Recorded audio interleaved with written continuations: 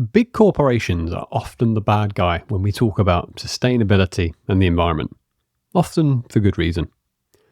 But those organisations are made up of people, real people, sometimes good people. And it turns out that we have the power to get those good actors to drive these big businesses in the right direction.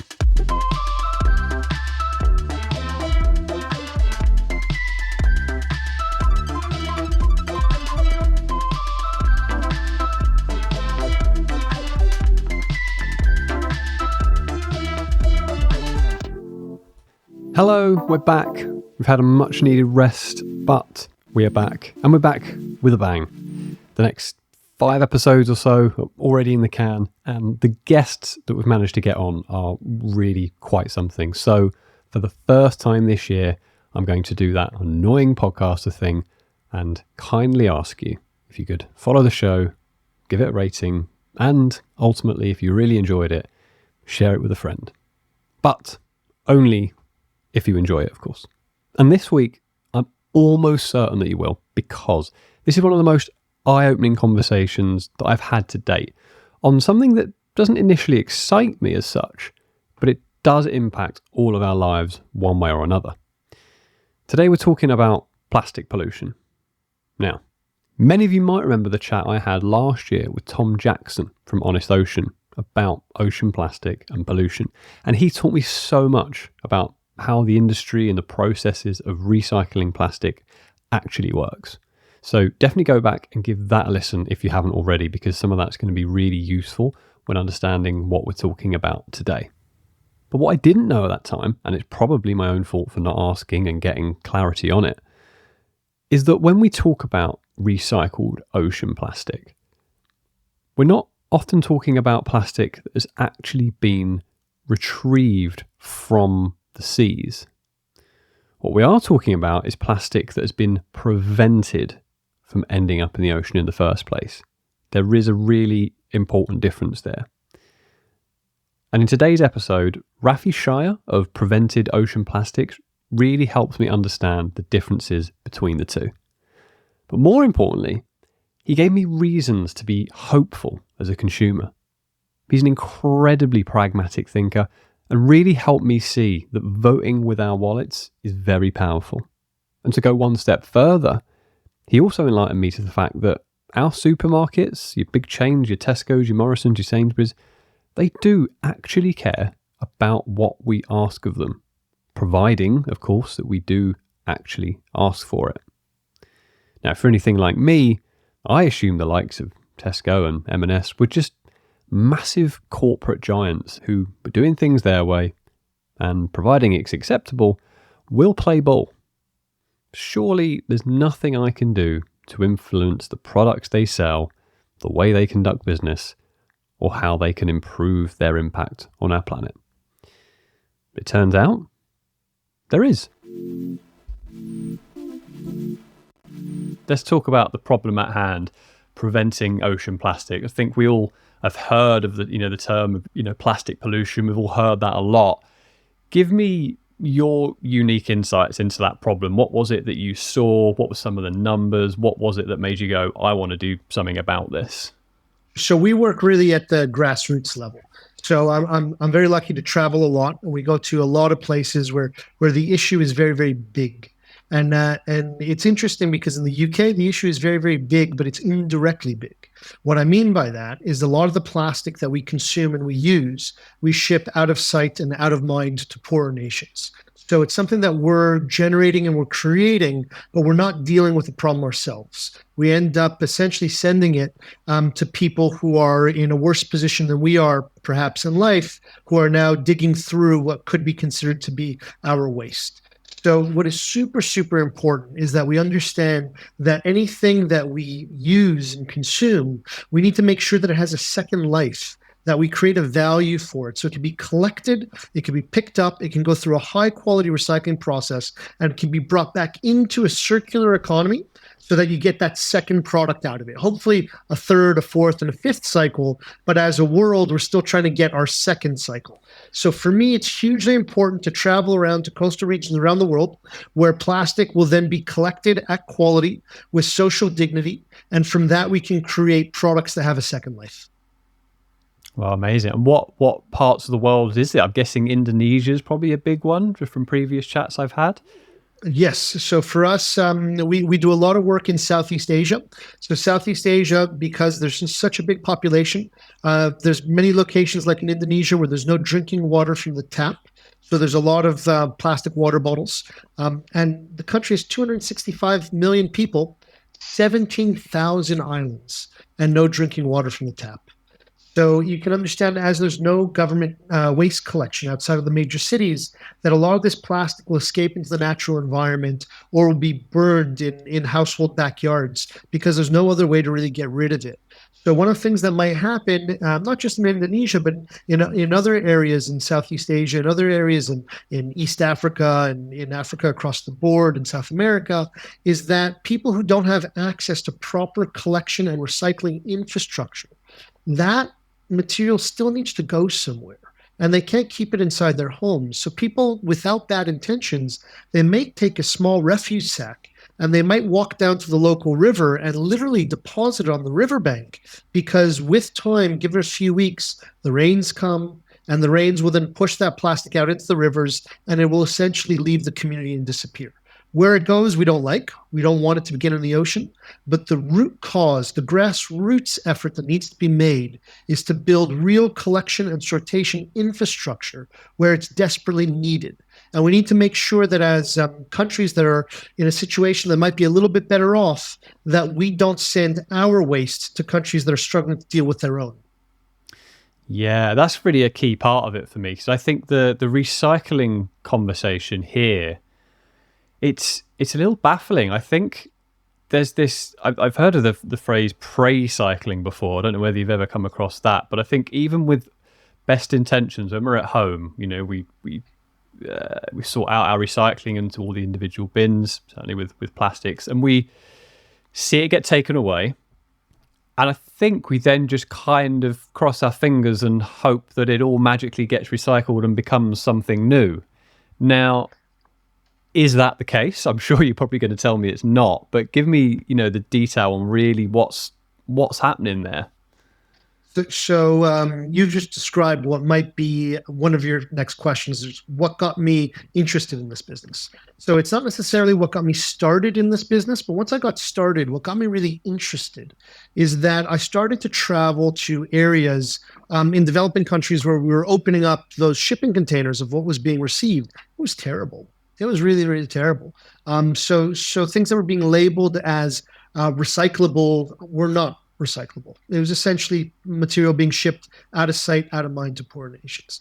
But the good news, and the reason why we're hopeful, optimistic, we opened up a research center, we drive data on ocean plastic prevention, we take the topic so seriously, is that there's a very simple solution. People have it a bit backwards.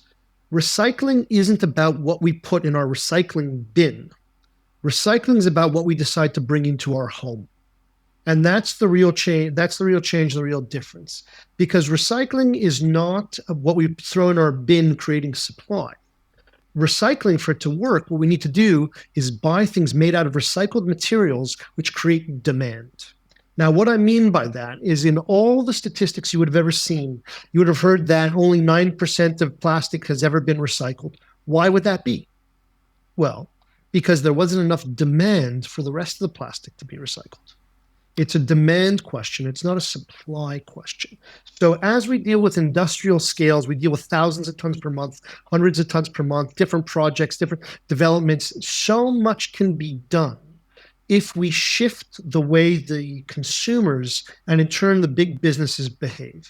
Now, what I mean by that is, and it might make some of your listeners a little bit upset, is that the difference between doing the right thing, cleaning up what's out in the world, giving it a second life, and giving someone in a coastal region a job, versus using new plastic made out of petrochemical and oil, once discarding it and having nothing good come from it. The difference is a fraction of a penny per bottle or per strawberry punnet on the shelf. Normally as little as 1/10 of a penny. So if you're buying a bottle of fizzy drink for £1 sterling, a tenth of a penny is 1/1000th of the cost of a £1 fizzy drink. Now, 1/1000th of the cost of £1 fizzy drink, I don't get to buy my fizzy drinks for £1 anymore. Now they cost £2 and £3. So when we talk about this kind of just very minuscule level of greed, that's all it is. If we want to solve this whole problem, all we need to do is generate demand. So let me give you a few more examples. When we speak about 9% of plastics being recycled, there's some big beverage companies that historically, as of stats from a year or two ago, were only using 4% recycled plastic. That means they made the wrong decision 96% of the time to buy new plastic made out of oil and petrochemicals, have it used once, discarded, and not brought back into their system. 96% of the time to save a fraction of a penny. Now, how do we make something different? Government regulation, you mandate a minimum of 30%. If not, you create a tax or a fine. All of a sudden, you start to deal with that economic incentive. Or you have certain companies that have been able to excel, gain attention because they're using recycled plastics, because they're being more sustainable. And what I want the consumer to do, and the take-home message to the consumer, is to help these companies drive market share and wins. Because if they can outsell their competitor because they do the right thing, they will do the right thing over and over and over again. Wow. So there is actually, surprisingly, quite a lot of power we have as a consumer, providing that we're given that choice. I suppose that's a big thing, which I guess really is your work, right? Like making that more readily available to consumers, being able to make that choice. Is that right? That seeing those products on the shelves. I love the word that you use, choice. And that's really what our business is all about. We're trying to give a better plastic choice. Okay, so I'm like everybody else. If I walk into a supermarket and I see, strawberries wrapped in cardboard and all of a sudden they're £4 instead of £2, you have to think about it. And is the other packaging choice actually better than plastic? There's different data, there's different stats.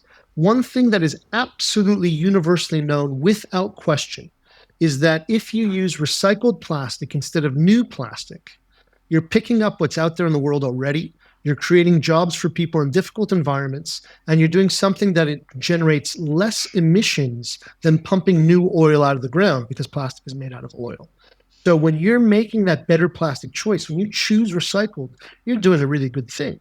So what do? We build up infrastructure, we collect, we recycle ourselves, and we bring it back into products. So if you go to your Lidl supermarket, Lidl now has quite a good reputation in the UK, and the third largest supermarket across Europe. And if you look at Lidl's sparkling water, if you look at Lidl's sausage offering, if you look at their breaded chicken, their fresh fish, the majority of their cut fruit, it's all identified with our prevented ocean plastic logo. So you can then go and know for a cost competitive price, you're buying packaging that's made out of recycled plastic instead of buying packaging that's made out of new plastic. So we have a blue triangular logo that's very easy to spot. And it's on 400 products now across the UK. And by the way, we only started 12 years ago. So, we've only been taking this mission towards ocean plastic prevention for the last 4 or 5 years. So it's possible. And one of the cool things is that by Lidl being a first mover in it, it shows that recycling and sustainability can also work at cost and scale. It's not a small pilot project for them. If you walk through the refrigerated aisle, it's almost impossible not to see our logo because it's on almost everything that they sell in their refrigerated aisle. Maybe not everything, but a lot of it. So what's also interesting is that recycling is for everybody. So what I'm holding here, I'm not sure if everybody is able to see, but what I'm holding is a plastic bottle of rosé wine made by Louis Vuitton Moet Hennessy. So that also has our Prevented Ocean Plastic logo on it. It's made out of 100% recycled plastic because we also do super, super good quality. So if recycling can fit for Lidl, but it can also make it all the way to Louis Vuitton. So there's not that many companies between Lidl and Louis Vuitton that then would not be suitable to use recycled materials. So Louis Vuitton, you can argue they have the margins, they make enough money, they could pay a bit extra for sustainability. But Lidl can too, because it's such a fractional amount that the companies, in my view, have been ignoring this low-hanging fruit. They can win customers, they can do a better job, and to be honest, they should do it because it's the right thing to do. And big companies might seem like big evil corporations, but they're built by individuals, and the individuals inside these big companies, they want to do the right thing. The people working inside these companies, they want to create change. They just want to get the right thought leadership, the right business cases to allow them to make that change at a really big scale. Yeah. I mean, is it as simple as that? Is there anything there, because it sounds so simple. Is there any, it doesn't sound like there's any risk to them really, other than a microscopic amount of money. I know at the scale they're doing it, it adds up, but it doesn't sound like a huge ask, does it? Well, this is the amazing thing because you use the word choice, and that's what we believe in. It is so straightforward. If I've spent, the better part of my life traveling the world, speaking to people in recycling in all over the world, speaking to all of the big beverage producers, all the big manufacturers, all these types of things. It's really important to me. Like I said, we got an award at the Houses of Parliament 3 weeks ago, or at least I mentioned to you before when we were chatting, for Green World Champions, Green World Ambassadors. And we really believe in what we're doing. And when we speak to everybody, the message that comes back to us over and over and over again is that it's a matter of demand. If the consumer makes a better choice, if the government starts to mandate that better choice by creating a bit of push for recycled plastics instead of new plastics, and then essentially from both sides, government and consumer, we push big business in order to buy recycled plastic properly, it's going to change the industry drastically. And we know it's going to happen anyways because this is mandated by 2025, 2030. So sometimes I get a little bit demotivated, even though it seems like I'm quite motivated. But a particular day I can be demotivated because we'll be in the middle of 2023 and I'll be like, these guys know it's coming.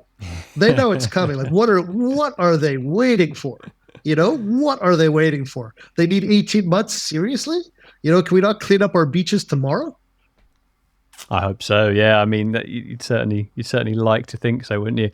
I mean, let's talk about the consumer a bit more. I'm interested on that, and I think maybe that's where it's perhaps most relevant for our audience. Because do you think, or have you seen that consumer behavior works this way round, where they'll, given a choice, they will actively opt for, same product, recycled plastics versus non, even if there is a small price difference? Or is it that when they buy something and it so turns out that the packaging is prevented ocean plastic, that's a bonus. That's like, oh great, that's awesome, I feel really good about this thing I was going to buy anyway. And so it's more, the supermarket's putting these things in customers' hands, knowing that they're probably buying the product anyway. It's something they need. It's probably their fresh produce, but they're incentivized to buy it more and feel better about that purchase. Do you see what I mean? Is there a difference there? Absolutely. It's a really interesting conversation about the push, which is the manufacturers and the supermarkets offering it and pushing it to the consumer. And then that pull, the consumers demanding and pulling it through the system and the chain. I think my answer is obvious, which is I really think it should be both. I just clearly think it should be both. I think the supermarket retailers, they have all sorts of plastics policies, sustainability policies. They need to take initiative, thought leadership, provide the best offering to their consumers to hopefully win that market share. And they have to actually offer it to consumers so that they'll know and they'll be aware. And sometimes they have to take a leadership role in doing that.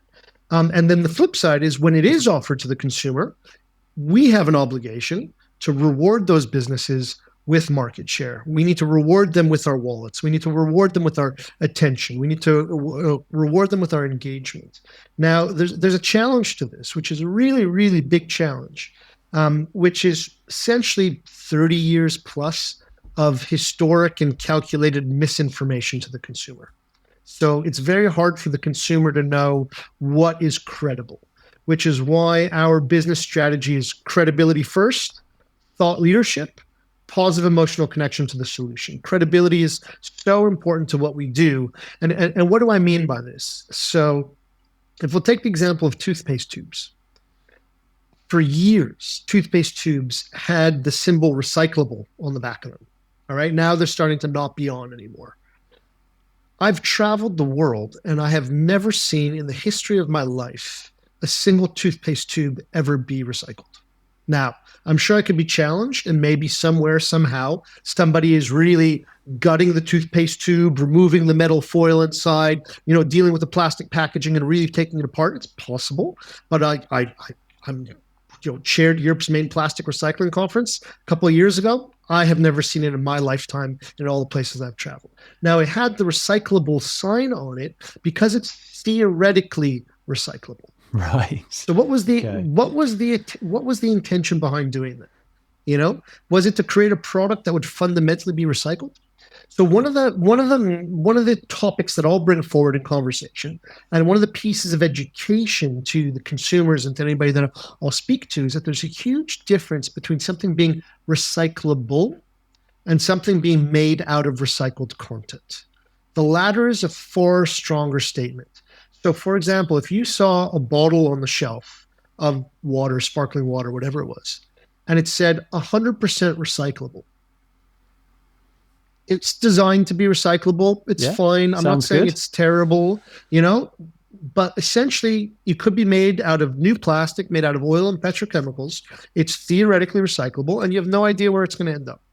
If right next to it you saw a bottle again of sparkling water, fizzy water, and it said made out of 50% recycled content, you know that the recycling has actually happened. You know that actually 9%, less than 10% of plastics get recycled. So at 50%, they're actually doing quite a decent job.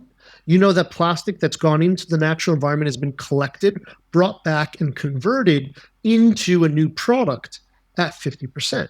Now, what happens because of misinformation to the market? A consumer might look at 100% and might look at 50%, and they go, well, 100 is more than 50, and then they end up making the wrong choice. So one of the things that I'm trying to communicate in our talks and in other talks is that we want to choose recycled. We want to choose things that are made out of recycled plastic. I cannot describe to you how different the supply chain is if you go to the grassroots level. When you choose something that's made out of recycled content, you have individuals who have gone out and collected and cleared up what's in their natural environment. It's then gone into a collection center for sortation that's created jobs. It's then moved to a recycling factory that's created jobs. And it's then been turned into an alternative to new plastic, which is coming from an oil pump and oil being pumped out of the ground. So which supply chain would you rather support? The people in coastal communities doing collection, or a big oil company? So it ends up being a really, really simple choice once you understand it.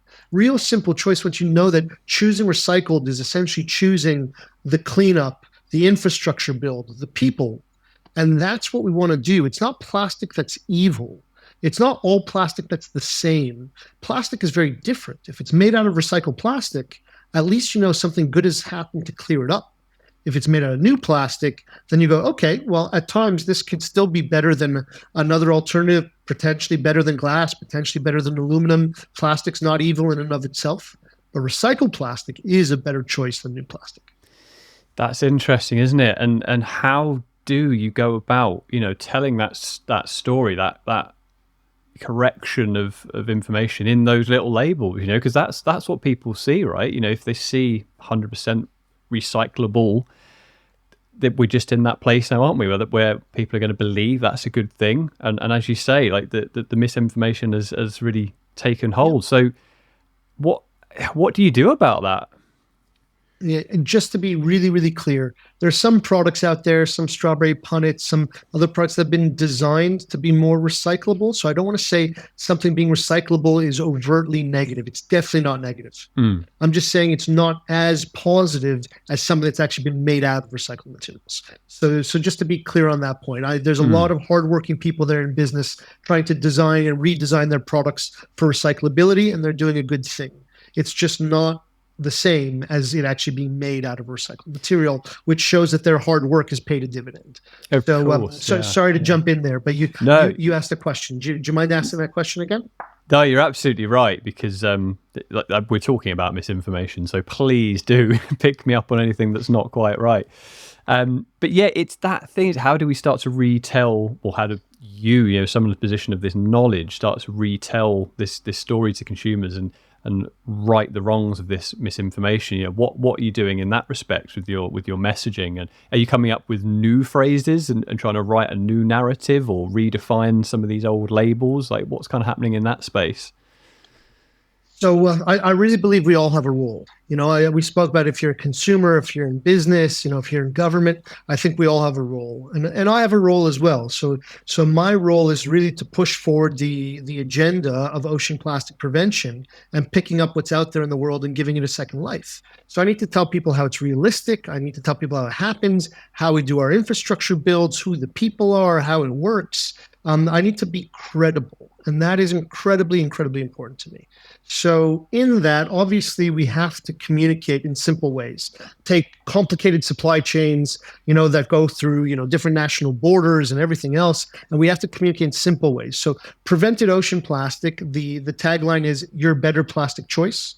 So if you see that blue, logo, you see prevented ocean plastic, visit our website, look at our research, look at our infrastructure builds, look at what we're doing, educate yourself. But if you want to take just, that clear micro decision, prevented ocean plastic is your better plastic choice. That's what it is. And then, our secondary tagline is choose recycled. So in almost everything that we communicate, we're putting out those two very simple messages of, you can make a better plastic choice. We all want to avoid any type of waste. Often we want to avoid plastic, but we can't avoid it entirely.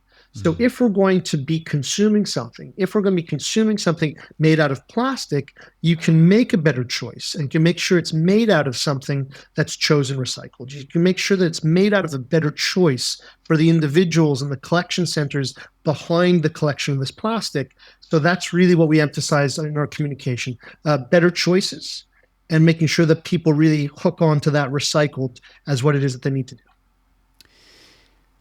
I want to talk about the what I find to be the key word in this name, which is prevented. So that implies to me there's a difference between plastic that has been stopped from, it was on its way to the ocean, that it's been stopped in its tracks, great.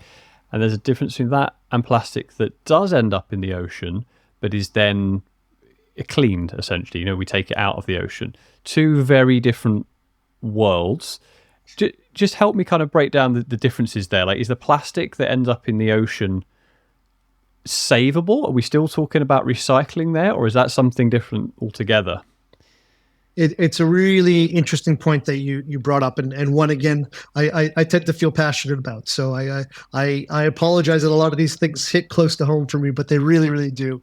So again, credibility is so important. And if we start with the word prevention, we're really lucky that we work with the NHS. So anybody who gets mailings into their home from the NHS where the sample kits are framed in plastic, we're really proud that those come out of prevented ocean plastic. We're really happy to work with the NHS. And imagine how important prevention is to the NHS. They want to prevent things before they happen.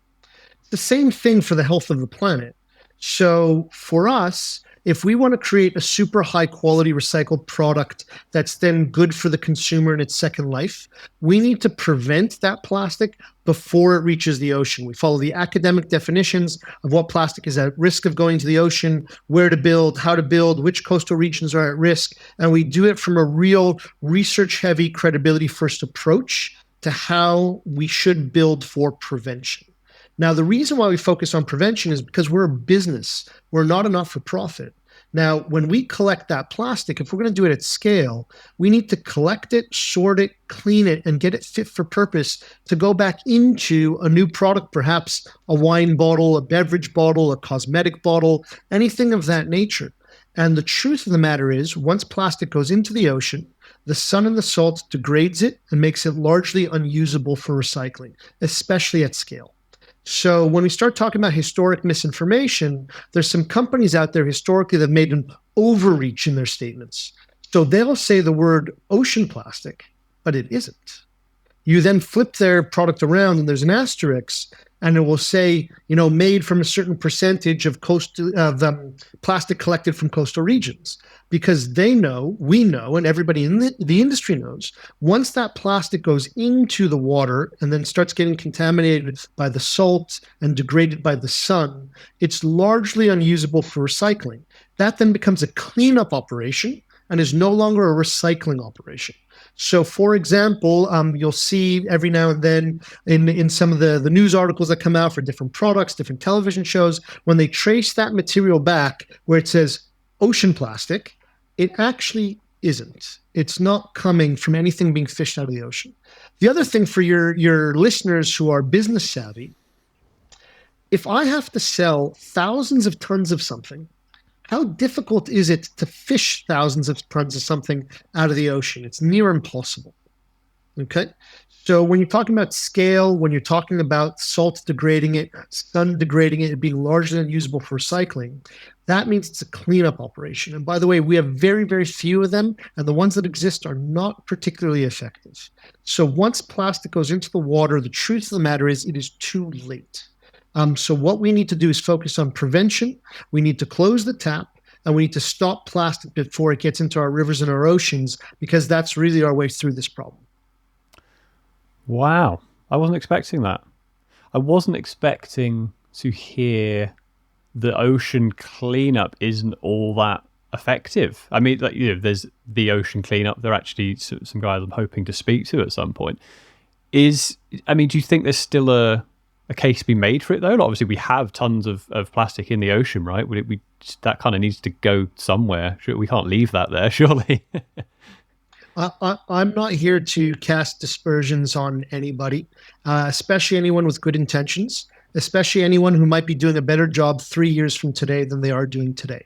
So I'm not going to suggest that anybody in particular is a bad actor. I don't believe in that. What I can say is that ocean cleanup up until today has received funding.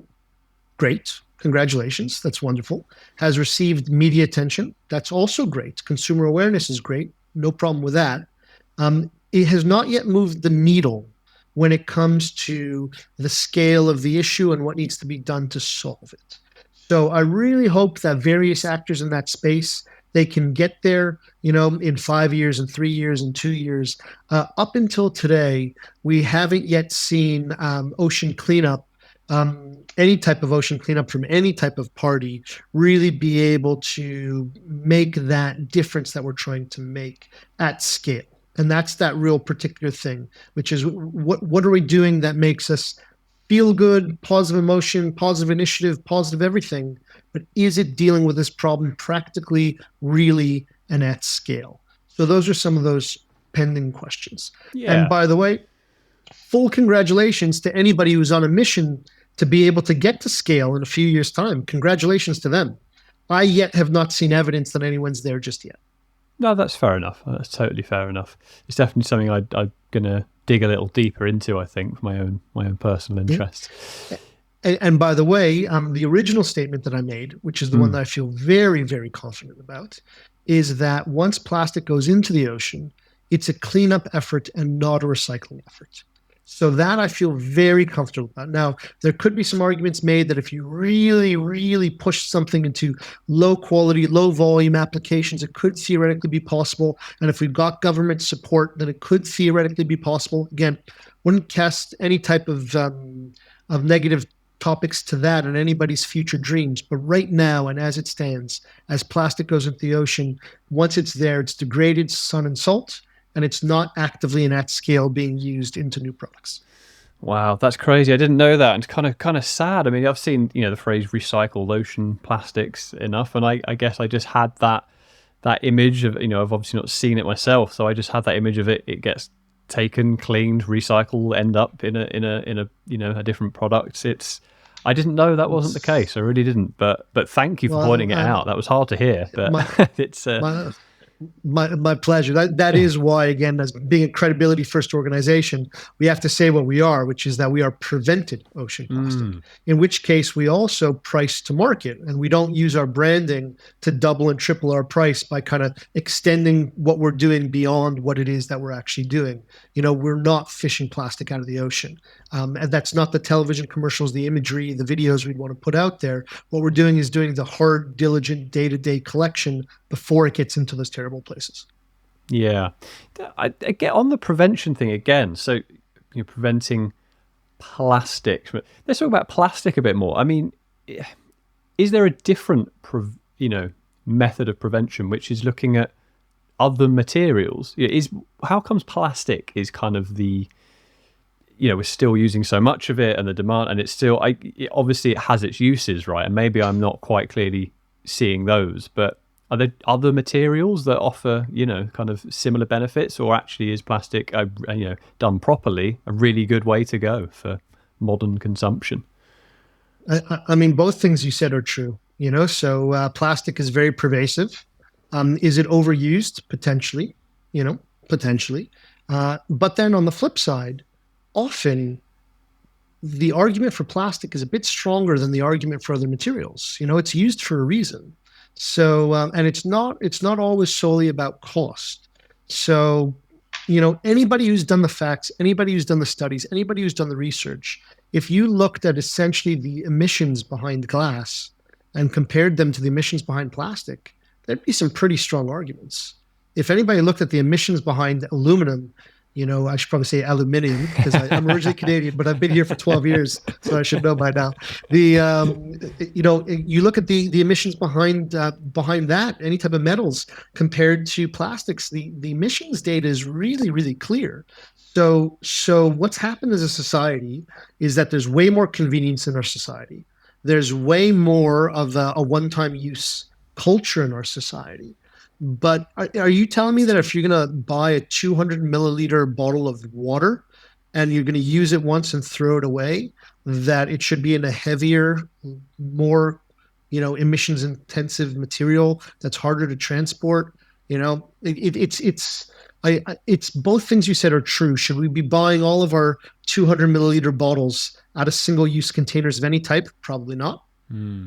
But at times plastic is chosen because fundamentally it's a useful material that has its place. Yeah, it's an interconnected, combined issue, isn't it? There's the choice at the start, and then once we're there, what do we do with it? It makes total sense, and it's interesting when you start to unpick it, isn't it? All these sort of individual layers that kind of come to the surface. If we remember the first thing we spoke about, as complicated as the issue can become, it gets solved super easily by the one magic question, which is demand. As soon as consumers make a better choice and as soon as we drive demand, clean up everything. The world is entrepreneurial. Developing countries are really entrepreneurial. If you give somebody a challenge to say, you go out and clean up your natural environment, and for that, you're going to be able to build a business and make a bit of money, it's just demand. And by the way, the top 10 plastic consuming companies, 10 of them control the lion's share of the market. We're not talking about, that many companies have to change their behavior. So there's a lot that could be done if we drive demand. We can get a lot of people moving. We could feed a lot of families. We can make a big difference for our beaches. And all we need is demand and better choices, and kind of get the government and the businesses to kind of stand up for sustainability and try to do what they're supposed to do anyways. That's why there's a UN plastic treaty. But then you start getting into the details of it, and people start getting bogged down by their own interests and everything else. And all I will ever say is, demand, demand, demand, demand. If people are willing to choose it, it will work. Yeah, I mean, let's come back round to that then. Let's talk about demand. Let's talk about change. What needs to change to drive this demand, do you think? Is it, guys like yourselves and Prevent Ocean Plastics doing what you're doing and spreading and educating? Or is it something even bigger than that? What kind of needs to shift to get people to make that demand, do you think? So I think it's quite interesting. If we think about just 10 years ago, if you walked into the supermarket, good luck to you to know what was made out of recycled plastic versus what was made out of new plastic. Good luck to you picking up an olive pot off the shelf. Good luck trying to figure out which strawberry punnet is made out of recycled plastic. Figure out how to buy your soup properly, how to buy your laundry detergent and everything else. It's so hard. There's literally thousands of products on the supermarket shelf. And, just 10 years ago, it was really hard to determine which was which. Now it's getting better, but it's still challenging. So all we have to do to make a difference is when we go into the supermarket, when we do our daily shop, when we do our online shop, if we look for the cues where we start driving a little bit of demand and driving a little bit of market share, if we start to do that. And again, my big argument is if you go into a little supermarket and you see a piece of salmon that's packaged in prevented ocean plastic and it's sitting next to another piece of salmon, I don't want the piece of fish in prevented ocean plastic to be more expensive. I would like for the two to be the exact same price. And very often they are. So if the two are the same price, why not make the better choice? So that's kind of what we need. We need as consumers to say, listen, don't sell me, a 68-pound reusable bottle because of its sustainability credentials. Sell me something that's normally priced. Sell me my day-to-day items. Sell me my normal stuff in something that moves the needle and makes things better, and sell it to me in a cost-competitive way, and I'll support it. It's easy to buy your one-time Patagonia fleece for 90 quid and try to decide specifically how you're going to buy that. But if we want to solve this problem, it needs to be the laundry detergent. It needs to be the non-sexy items. It needs to be the items that we buy every day, bring into our house every day, which goes back to the point. If we want sustainability to work, if we want recycling to work, it's not what we throw in our recycling bin. It's what we bring back into our home. And that's how we make recycling work. This is where it gets really interesting. It's because the mechanics of that you said, I feel a complete lack of agency when it comes to everything you've just said, right? The only thing you can really do is vote with your wallet, right? Like buy those things. That's you as a consumer saying, I want these things. But that is only within what is kind of on the shelves. When we start talking about asking more from our supermarkets, I don't feel like there's ways of doing that. I feel like a complete disconnect from my supermarkets. I turn up, I see what they have on offer, and I buy it or I don't. How, is it a strong enough signal just to buy things and not buy other things? So they learn enough from that? Or is there more direct? Politely, you'd be really surprised. So we deal with the supermarkets all the time, the big brands all the time. So it turns out that when we choose or buy something, they have a mixed message because they don't know if you bought the fish because it's in sustainable packaging or because you like that brand of fish or for 5 different reasons, right? But what they're tracking intently is their social media presence. What they're tracking intently is the public response to their plastics policy. What they're tracking intently is their ranking on their different packaging sustainability charts. And these things actually really make quite a bit of noise. So yes, we do vote with our wallets, and yes, we should vote with our wallets, but we also have more of a voice than you think. Because when I deal with the supermarkets, they'll say stuff like, we had 52 people say that they want this and now we're going to do it. They don't say, we had 580,000 people say they want this and now we're going to do it. They want to do this anyways. They know it's the right thing to do. They know they have to do it 2 years from now. They know it's part of their packaging policy. They know they have to get there. And you have good people within these organizations. All they're looking for is a little bit of testimonial proof from consumers that their good ideas that they know are true will be supported when they do it. So when we do use our voice, when we do say something, all of a sudden I'll get a carve out and it'll be literally 2 testimonials. They'll be like, we're on the right track. We got to go do it. It's literally just that. And then all we spoke to, and then we've done a wider consumer research study where, for example, we surveyed 1,800 supermarket shoppers about their buying habits.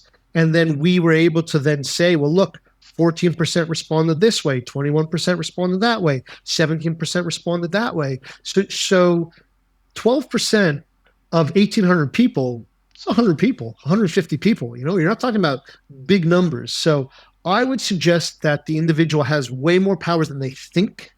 I would then also say, as technology starts to hit sustainability, when we start to do our online shop and we start having pre-listed shopping carts, filters that have to do with sustainability, eco shops, and we start to drive our online shop, because let's not forget, 25% of our retail business these days is online. So as we continue to drive that through preset, all of a sudden you kind of set it and forget it. You go, that's my detergent. You buy that every time, and you buy it perhaps for price or perhaps for sustainability credentials. You start going into the eco shop online of the companies that you're dealing with. You make a bit of a comment, you say a little bit of something about what you're buying and why it's buying, and then also politics. You write somebody in power. We wrote a letter to David Attenborough, by the way. It's not politics. We No wrote a letter to way. David Attenborough, but he answered. So it's just freaking cool. He So like answered. you never. Wow. He answered. So you never know when you're gonna. I hope he answered. We tried to figure out if it was really his handwriting or not, but we sent it to him and we got a response from him. So we hope it's from him. But Wow. but fundamentally, we have more power than we think we have. I listen. I don't come from money. I started here as an immigrant 12 years ago. Started with zero sales, zero customers, zero knowledge. And right now we're the largest ocean plastic prevention program anywhere in the world, most likely by a 5 times factor. And it doesn't deserve any more accolade than anybody else who tried something, did something, and made something. But if you try something and you do something and you make something, it's possible. Absolutely. You know what? I mean, honestly, I didn't think we'd quite go there. And you've given me something to think about that I just wasn't expecting from this. But from your experience being on the other side of it, actually hearing that, if I get in touch with my supermarkets, be it, emails, letters, Instagram, whatever, they do actually read and listen to that stuff. Because honestly, if prior to this conversation, if someone asked me, said, oh, if you comment on Tesco's posts about this, that, and the other, do you think they're likely to notice it or care about it? My answer would be absolutely not. They're massive. Why are they going to listen to one random, comment online? But if you're telling me that the opposite is true, and actually, no, they do take this stuff very seriously, so much more reason for me to get involved, because that would be my reason for not actually being active with this, is just the belief that it just wouldn't make any difference. They're mammoths. Why on earth are they going to listen to me? But yeah, that's I wasn't expecting that. Well, thanks for saying that, and I stand by it. They will and they do. And the thing to know is that I'll use the example of Lidl, because I know some of the people there. There's good people within these big organizations. And when you give them the good reason to do what they want to do anyways, to do what they know is better for the planet, it really helps them on their track to make change. So why not give them the ammunition? I love that. I love that a lot. There's my quote of the day. I tell you what I'd like to do. I'd like to wrap up now. And the last thing that we like to do on this show, and I'm really keen to hear this from you, is we like to give our guests the opportunity to nominate or give a shout out to someone. That could be a person or an organization or a business that they think is really working hard to make the world a better place. They're having a really good impact. So I'll give you a moment just to think about who that might be. It might be someone that you know personally, might not be someone you've never met. I mean, you mentioned David Attenborough earlier. I think that would be a good place to go. But someone that really stands out for you as being quite a change maker. Well, thank you for that, and thank you for that opportunity. For me, I think that there's unsung heroes in business, and what we don't see are the guys at the manufacturing level that they don't get the notoriety of the brands. But they do the right thing anyways because they think they should do the right thing. They want to be thought leaders. So there's a gentleman that I think is worthy of conversation with. His name is Jonathan Powell. He works for a UK-based manufacturer called Spectra Packaging. They do an absolutely fantastic job. His whole team there, Gavin, Joe, everybody else, they're absolutely spectacular and fantastic. I think it's worth speaking to him why he took his location on an industrial estate, not too far from Norwich, and decided to, with help and with the rest of his board of directors, revamp it entirely, take their plastics company and make it the greenest one in the country, and really make change from the inside out. And one of the things they did that's amazing is they went to their customers and they said, now we're sending you a letter that we're going to provide you with recycled product. And if you don't want it, you have to send us a letter saying you distinctly don't want it. Otherwise, that's your default and that's your baseline. Wow. Great shout. Yeah, hard to argue with that. That's brilliant. Raffi, thank you so much for your time. I've really, really enjoyed that. And I learned kind of what I thought I might learn about and then some. So I really, really do appreciate your time. That's been quite eye-opening for me. Thank you so much. And I really wish you all the best going forward. I think 12 years in, actually still kind of early days. I know you've got so much you want to keep going and doing. So I just wish you all the best with it. Thank you so much. It's been a true pleasure. We're here anytime on the Richmond Green. Research, data, stats. If it's behind the scenes or in public, we're happy to help.